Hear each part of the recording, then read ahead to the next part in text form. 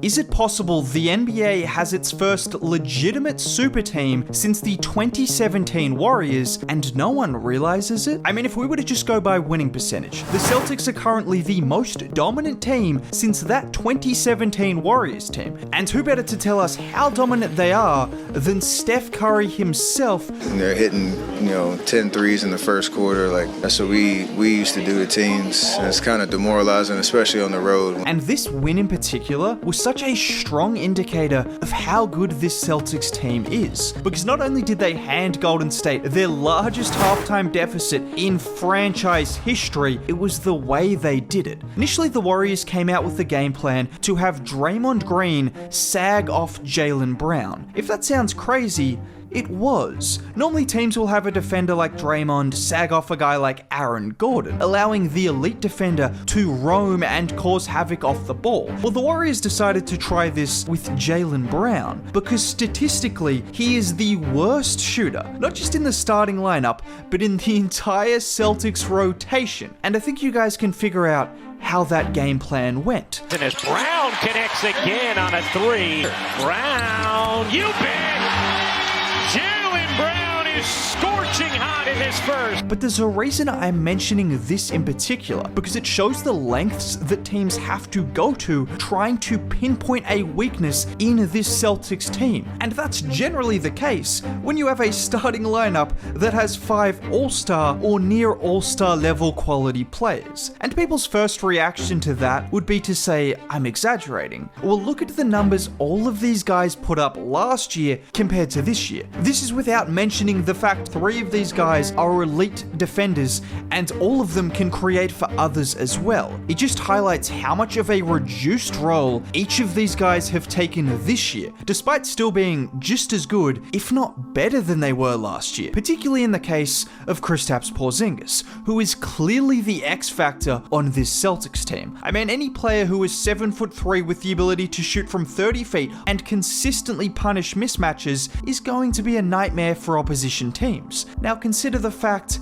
he is the 3rd option, sometimes even the 4th option on certain nights, and that nightmare gets a whole lot worse. Just watch on this play, where Brown brings the ball up the floor. KP sets a pick, and because Bam chooses to switch, that means KP has the mismatch. Brown throws a lovely entry pass over the top, which allows KP to get to his hook shot, which is money. Or in this play, where he has the mismatch against Cade in the middle of the floor. He doesn't try to back him down all the way, but it's a quick dribble to get closer to the basket before rising up for the midi. Or even a matchup like this against a really strong defender in Aaron Gordon. That doesn't mean anything to KP because all he has to do is rise up for what is effectively an open foul line jumper. And the numbers back this up as well, with KP comfortably the most efficient of any high volume post-up player in the league. And just look at the company he's in, which is a far cry from what his reputation was like in Dallas. And the reason this is so crucial to the Celtics offense is the added versatility. You might not think of Boston as an all-time great shooting team because they're led by 2 strong athletic wings, but they are one of the greatest shooting teams in NBA history, and they take a lot, I mean a lot of 3-point shots. In fact, over the last 2 seasons, they've had 2 of the top 5 3-point shooting seasons in NBA history. And before you tell me, yes, this is obviously skewed to favor teams over the last few years, but regardless, the Celtics are the best shooting team in the NBA. KP only makes them better from a shooting standpoint, but he also gives them a really high percentage form of offense within the paint that you can consistently go to. And without being cliche, having this added versatility when the game slows down and is more of a grind in the playoffs can be the difference between, let's say, the 2018 Houston Rockets and the 2022 Denver Nuggets, and even 2 teams as dominant as last year's Nuggets and the 2018 Rockets don't come close to this Celtics team in the regular season, that is, because we all know Denver are still going to be incredibly difficult to beat in the postseason. But the Celtics currently have the 3rd best net rating in NBA history. If for whatever reason you want evidence as to how ridiculous that is, only 3 of the 11 other teams with a net rating higher than 10 have not won a championship. the 2016 Spurs, who lost to the 73-9 Golden State Warriors, and then, well, obviously the Warriors themselves, and the 1972 Milwaukee Bucks. And the Celtics don't just have a net rating higher than 10.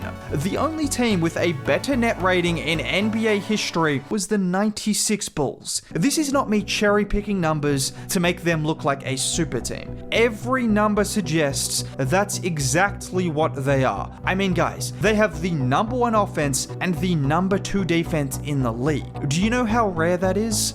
Very.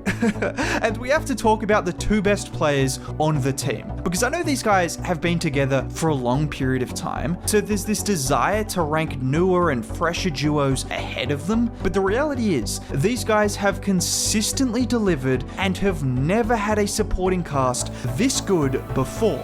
Just take Jason Tatum, for example. Whilst everyone's debating whether he's an MVP level player or not, this is the 4th consecutive season where he's averaging around 27, 8 and 5 to go along with elite defense. Let's not forget that part of Tatum's game. There's also just not many players in NBA history with this level of size, speed, handle, and skill. This is someone at 6'9" who can bring the ball up the floor, receive a ball screen, split the defense, and then just throw it down. Or just as easily, if the defense chooses to sag off on him, he can pull up and hit threes at a really high level. When I say really high level, since the start of 2024, only one player is making more pull-up threes per game than JT. That's Luka Doncic, and Tatum is doing this on a higher efficiency at nearly 40%. So you have to decide whether you want an elite three-point shooter pulling up, or if you think your big man has any chance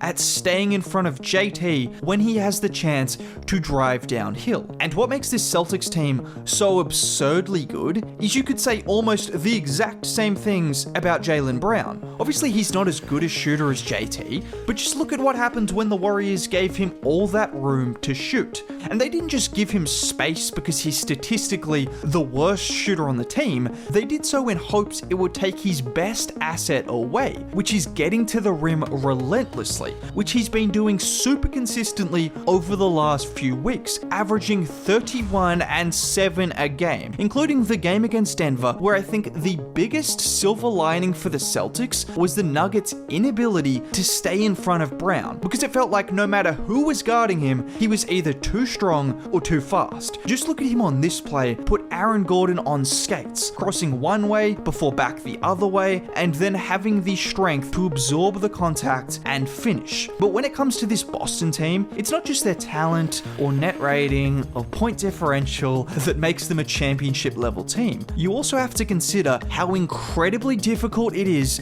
to beat them in TD Garden, winning 30 of a possible 33 games at home this year. And if you want any idea as to how big of an indicator that is, since 2015, only one championship team outside of the bubble has lost more than one game at home. The other 6 title teams combined to have a cumulative record of 60 and 5 between them. And we have an entire season to suggest Boston are damn near unbeatable at home. The one clear standout loss being a 2-point defeat to their biggest threat, the Denver Nuggets. It just feels like such a strong advantage to be so good at home and have home court in every single series. Now, when you're a team this good, there are so many players that need to be talked about. Derek White has gotten a lot of love, deservedly so. But what about the likes of Sam Hauser and Peyton Pritchard off the bench, who have been absolutely lights out,